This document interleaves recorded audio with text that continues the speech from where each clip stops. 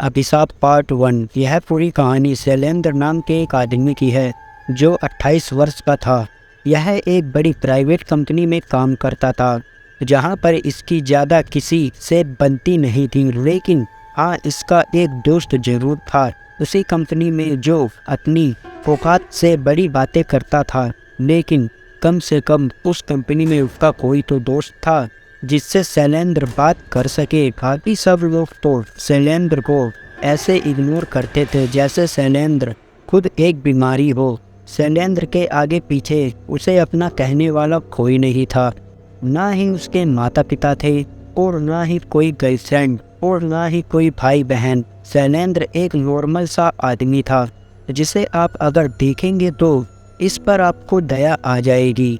दिखने में और बात करने में यह बहुत मासूम सा था, एक बच्चे की तरह ऑफिस का काम भी सही से कर देता था और सारी कहानी इसकी मासूमियत पर आधारित है, क्योंकि शैलेंद्र हमारी इस कंपनी का मुख्य किरदार है जो आपको इसके बारे में आज हम सब कुछ बताएंगे। शैलेंद्र अपने 1 BHK के अपार्टमेंट में रहता था। यह अपार्टमेंट शैलेंद्र के ऑफिस से बस 2 किलोमीटर दूर था। यह अपार्टमेंट दिखने में तो यह एक भूतिया घर जैसा दिखाई देता है।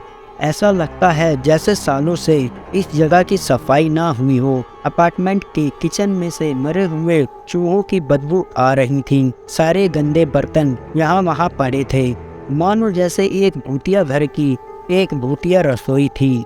रसोई के आगे एक ठीक ठाक बड़ा सा हॉल था जहाँ शैलेंद्र टीवी देखता है, और इस जगह की हालत तो बद से बदतर थी क्योंकि शैलेंद्र सिंगल था और आधे से ज़्यादा टाइम तो ये पोर्न मूवी देखने में बिता देता था।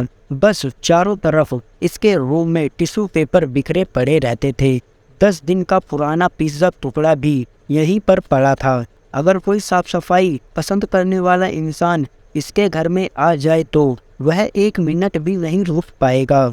घर में अब बस बाथरूम और शैलेंद्र का अपना रूम बचा था। उनका भी यही हाल था जो इसके हॉल और किचन का था। ऐसा लगता है जैसे सालों से इस घर में रोशनी की एक भी किरण ना आई हो। 9 से 5 बजे की जॉब पूरी करने के बाद शैलेंद्र इसी घर में आता है और अपनी ज़िंदगी बिताता है। आप इस घर की गंदगी का अनुमान इस बात से लगा सकते हैं कि जहां शायद एक चूहा भी श्वास ना ले सके। लेकिन अब शैलेंद्र की ज़िंदगी बदलने वाली थी, क्योंकि और कैसे आगे की कहानी कहीं और की है और इस कहानी का दूसरा मुख्य किरदार यहीं से है। दूर किसी नरक जैसी जगह पर कोई कुछ बोलता है। इंसानी दुनिया में तो तुम जितना समय लेना चाहो ले सकते हो, लेकिन तुम सभी को सारे नियमों का पालन करना चाहिए और तुम सब में ज़रूरी है कि तुम्हें बस 5 आत्माएं चाहिए, ना इससे ज़्यादा और ना ही इससे कम। तुम सभी अपना शिकार किसे बनाते हो यह सब तुम्हारी मर्जी है। तुम्हें सारे शिकार कैसे करने हैं यह सब भी तुम्हें सोचना होगा। हमें बस 5 इंसानी आत्माओं से मतलब है। तुम सब में एक विजेता होगी और जो भी मांगोगे उसकी ख्वाहिश पूरी कर दी जाएगी। तुम सभी 184 शैतानों के गुलाम इंसानी दुनिया में जाओ और इंसानी आत्माओं को हमारे लिए लेकर आओ। यह प्रतियोगिता अभी से शुरू होती है। जिसके यह सभी गुलाम थे, शैतान अपनी जगह से खड़ा होता है और सभी को आदेश देता है, जाओ जाओ, और खाली आने का सोचना भी मत। सैकड़ों सालों बाद वह मौका आया है, जाओ और आत्माएं लेके आओ, जाओ। इसकी आवाज़ इतनी भयानक थी कि यहाँ की ज़मीन कांपने लगी। यह जगह दिखने में तो किसी नरक से कम नहीं थी। सभी गुलाम इस आदेश को सुनते ही जाने लगते हैं।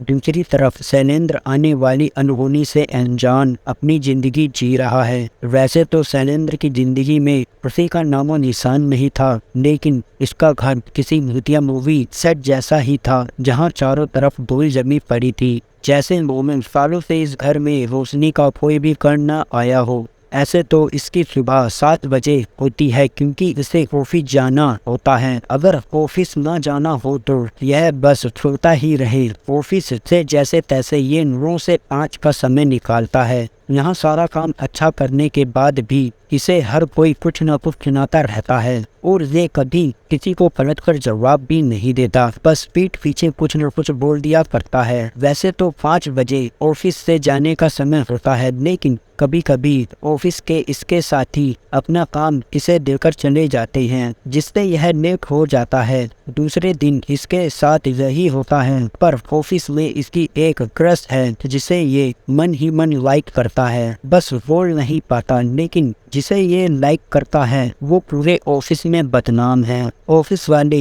इस लड़की से डरते हैं क्योंकि यह बॉस की बहुत करीब है। यही एक इंसान जिससे शैलेंद्र सबसे ज़्यादा करीब है। ये हमेशा ऑफिस के बाद शैलेंद्र के साथ टपरी पर चाय पीने जाता है। शैलेंद्र इसकी सारी बकबक सुनता है क्योंकि शैलेंद्र का मानना है कम से कम कोई तो है जो इसे सुनाता और सुनता है। लेकिन सुरेश की कुछ बातें शैलेंद्र को बिल्कुल पसंद नहीं आती है, जैसे उसका बड़बोला होना और अपनी औकात से बड़ी बातें करना। साथ ही सुरेश एक अच्छा बॉयफ्रेंड भी नहीं है। वो अपनी ही गर्लफ्रेंड रानी के साथ धोखा कर रहा है। वो रानी के पीछे कई लड़की के साथ सेक्स कर चुका है। रानी को भी यह धोखेबाज ही मिला प्यार करने के लिए। क्या है इस क्विज में ऐसा? काश रानी एक बार मेरी तरफ देख लेती। मैं जिस प्यार भरी नज़रों से रानी को देखता हूँ, काश वो भी एक बार उसी तरह मुझे भी देखती। मैं सुरेश से ज़्यादा रानी को प्यार करता हूँ, इसे सारी खुशियाँ देना चाहता हूँ, उसके साथ रहना चाहता हूँ और उससे मैं बहुत प्यार करता हूँ। जैसे सुरेश और रानी साथ रह रहे हैं, इसी तरह मैं और रानी साथ रहेंगे। काश काश काश ऐसा होता। क्रश होते हुए भी शैलेंद्र रानी के बारे में यही सोच सकता है। वैसे एक बात तो मैं आप सभी को बताना भूल ही गया, सुरेंद्र 4 दिन बाद शैलेंद्र के हाथों मारा जाएगा। दोस्तों, यह कहानी आपको कैसी लगी? उम्मीद करता हूँ आप लोगों को ये कहानी अच्छी लगी होगी। प्लीज़ मुझे नीचे कमेंट में ज़रूर बताएं और कमेंट करना तो बिल्कुल फ्री है, इसमें कोई पैसा भी नहीं लगता। यह कहानी कुछ पार्ट में पूरी होगी, अभी तो कहानी की शुरुआत है। इस कहानी का दूसरा पार्ट आप लोगों को हमारे इसी YouTube चैनल पर जल्द ही देखने को मिलेगा। अब मिलते हैं आपसे इसके दूसरे पार्ट में, तब तक के लिए बाय बाय।